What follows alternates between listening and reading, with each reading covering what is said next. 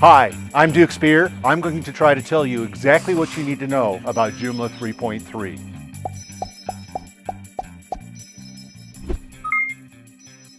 Shall we get started? I'm going to try to make sense of Joomla 3.3 for 3.3 very different groups of people all in one video. Let's see how I do. So who are these three groups? Well, the first one are people who have their own Joomla website and maintain it themselves. I'm going to call you a site owner. The second group are people that build and maintain websites. I'm going to call you site builders.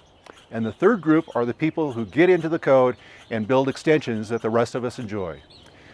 First, this is not a security release. There is no vulnerability being solved by this release, and so there is no urgency to install it. You may take your time. Second, this is a release that has over 55 bug fixes provided by our community of volunteers.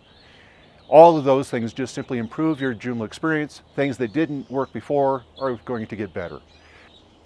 Those are not major changes, and they've all been fairly well tested, so they should not be causing any issues for your site.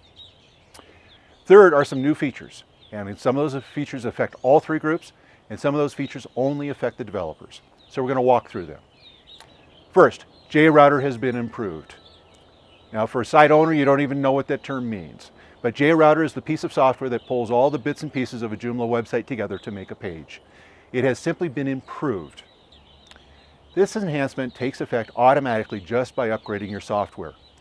You should experience a 10% speed improvement, which will improve your visitor's experience as well as help your search engine rankings.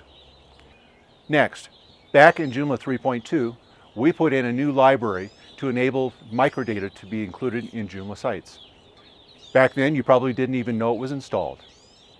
Now, over the next couple of releases, that library is going to start being implemented in Joomla.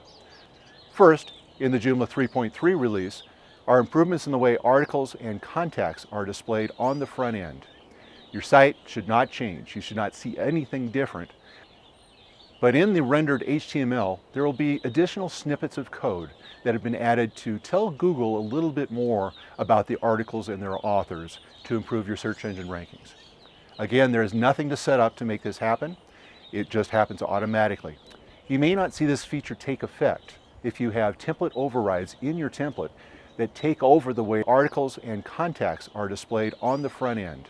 This is a more detailed topic than this video can cover, but simply know that if you are using Joomla core articles, they should be improved and you should not see any difference in your website.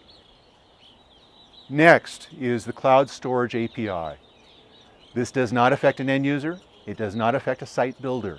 This is only for extension builders. This is a new unified library that allows extension developers to start taking advantage of cloud storage services. You'll start seeing it in action as developers start building extensions over the next couple of months. For now, you won't even know it's there, and it cannot break your site because nothing calls it. Next up, Joomla 3.3 puts back in place some of the security enhancements that started with Joomla 3.2 and had to be reversed out on sites that did not meet a minimum PHP requirement. PHP 5.3.10 is the new minimum requirement to apply Joomla 3.3.